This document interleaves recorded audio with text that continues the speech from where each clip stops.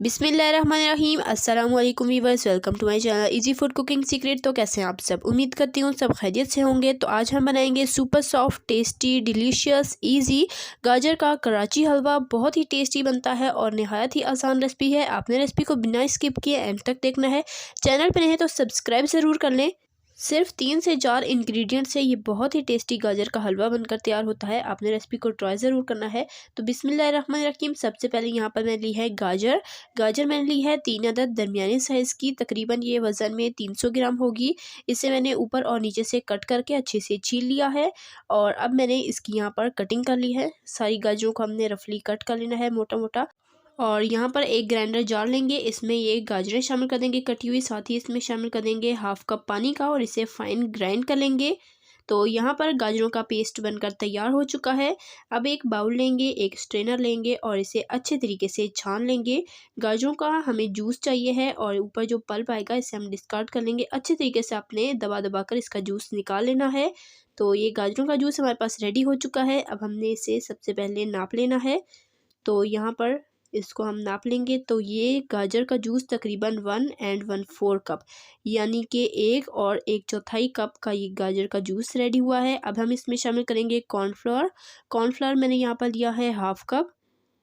तो ये इसमें शामिल करेंगे, विस्क की मदद से अच्छे से मिक्स कर लेंगे ताकि इसमें कोई भी लम्स ना रहे।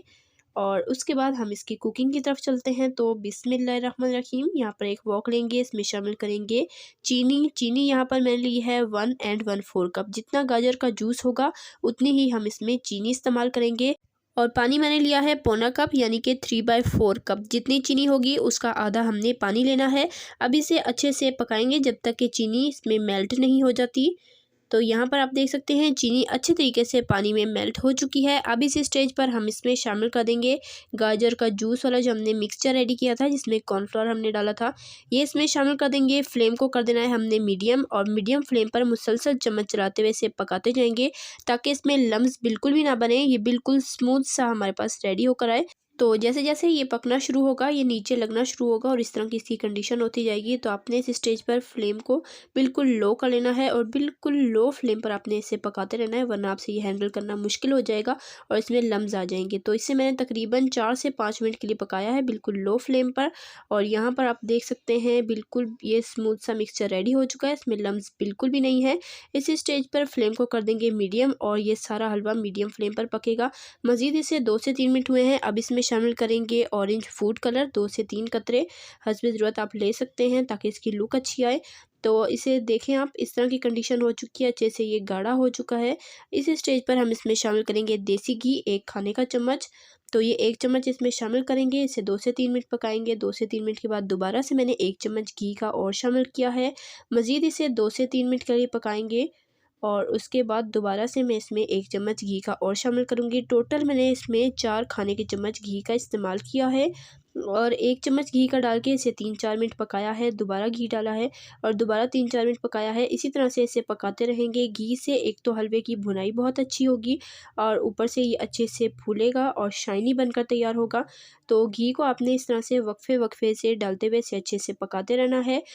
अब मैंने थोड़े से बादाम इसमें ऐड कर दिए बारीक कटे हुए। आप अपनी मर्ज़ी के ड्राई फ्रूट्स ले सकते हैं, चार मगज़, पिस्ता, जो आपको पसंद हो आप इसमें शामिल कर सकते हैं। और इसे मज़ीद पकाते रहेंगे जब तक कि इससे घी अलग नहीं हो जाता। और इस तरह से ये देखें बबल्स बबल्स बन रहे हैं ना, इसका मतलब बहुत ही अच्छे से इसकी भुनाई हो रही है। तो हलवे को आपने अच्छे से पकाते रहना है घी इसका अलग होने तक। जब आप घी डालते जाएंगे तो ये घी को एब्जॉर्ब करता जाएगा। बाद में जब ये घी रिलीज़ करेगा तब इसकी कुकिंग डन होगी।